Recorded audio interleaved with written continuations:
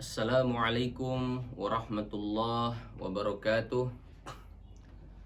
Alhamdulillah wassalatu wassalamu ala Rasulillah Sayyidina wa maulana Muhammad ibn Abdillah wa ala alihi wa sahbihi wa man walah.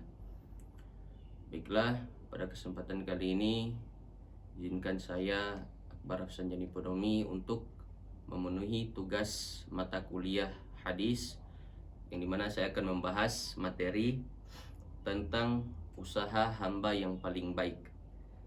Jadi sebelum saya membacakan hadis dan menjelaskan sedikit isi atau makna dari hadis ini, maka mengenai usaha hamba yang paling baik ini, dalam hadis tersebut Allah melalui Rasulullah Shallallahu Alaihi Wasallam menjelaskan bahwasanya sebagai hamba yang hidup di atas dunia, maka sudah sepatutnya kita jangan sampai melupakan literatur kehidupan kita di dunia. Wala tansa nasibaka minad dunya, dan jangan lupakan nasib kita di dunia.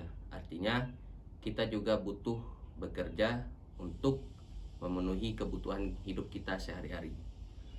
Baiklah, kita langsung masuk ke redaksi hadisnya saja. Hadisnya yaitu, di sini saya memaparkan dua hadis.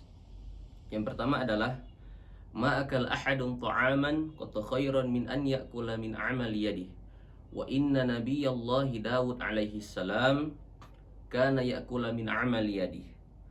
Ya, artinya tidaklah seseorang memakan suatu makanan yang lebih baik dari makanan yang ia makan dari hasil kerja keras tangannya sendiri, karena Nabi Daud alaihi salam dahulu juga makan dari hasil kerja keras tangan sendiri. Hadis ini diriwayatkan oleh Imam Bukhari.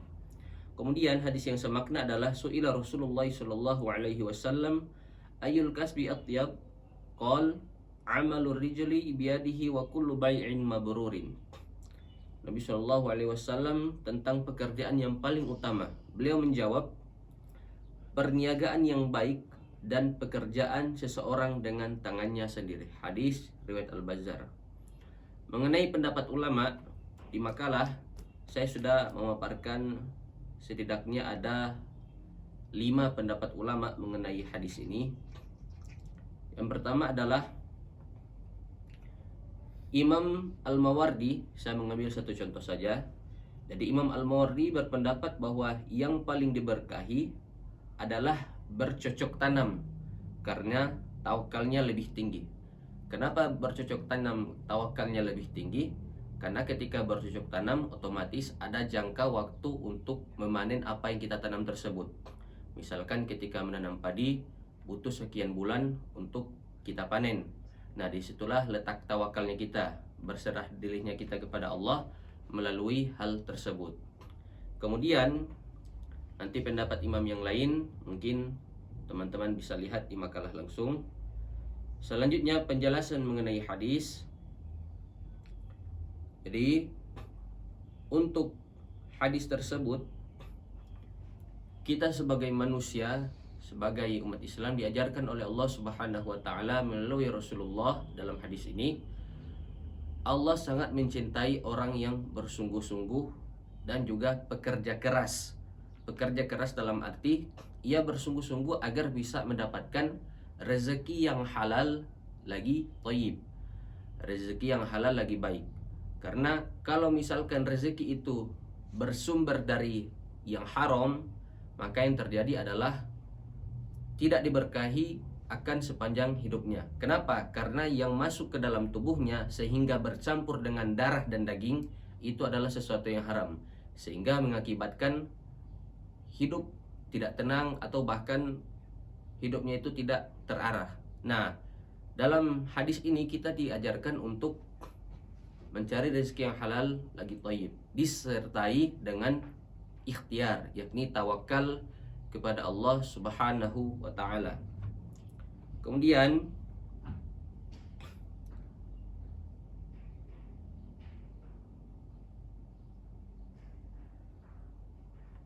Islam juga mendorong umatnya untuk berusaha mencari rezeki supaya kehidupan mereka menjadi lebih baik dan menyenangkan. Jadi dengan adanya rezeki, kehidupan kita akan lebih baik dan menyenangkan. Dan perlu kita tahu bahwasanya rezeki ini bukan hanya terpatok pada materi, jabatan, pangkat dan lain sebagainya, tetapi rezeki juga yang paling utama yang bisa kita lihat aplikasinya adalah pada kesehatan. Kenapa? Karena kalau misalkan tubuh kita sehat, tubuh kita bugar, tubuh kita kuat, maka kita akan lebih giat lagi dalam menjalankan ibadah kepada Allah, dan juga sekaligus lebih giat lagi untuk mencari rezeki yang sudah Allah hamparkan di atas muka bumi ini. Kemudian teman-teman, dalam suatu riwayat Rasulullah SAW secara khusus menyebutkan bahwasanya sungguh sebaik-baik rezeki yang dimakan oleh seorang lelaki adalah dari usahanya sendiri, yakni yang halal. Jadi sebaik-baik rezeki, terutama bagi para lelaki juga dan juga perempuan, kita diajarkan untuk mencari rezeki dari tangan kita sendiri. Kenapa? Karena kalau misalkan rezeki tersebut berasal dari tangan kita sendiri, maka ketika akan menerima upah atau ketika akan menerima hasil dari apa yang sudah kita kerjakan tersebut, maka akan terasa lebih manis. Karena pekerjaan tersebut kita lakukan dengan menguras keringat dan tenaga yang berasal dari diri kita. Kemudian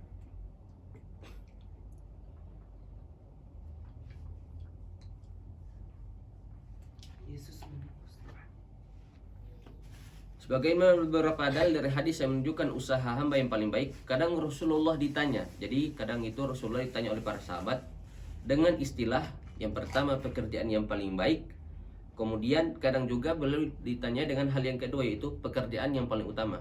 Jadi pekerjaan yang paling baik dan pekerjaan yang paling utama. Ternyata jawaban beliau hampir sama, yakni pekerjaan seseorang dengan tangannya sendiri dan perniagaan yang baik.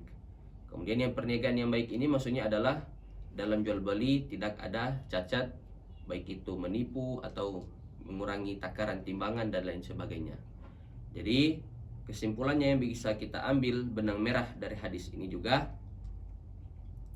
yaitu hal-hal yang dapat disimpulkan bahwasanya sahabat Nabi itu sangat semangat mencari rezeki, mencari kerja yang halal, bukan mencari kerja yang banyak penghasilannya.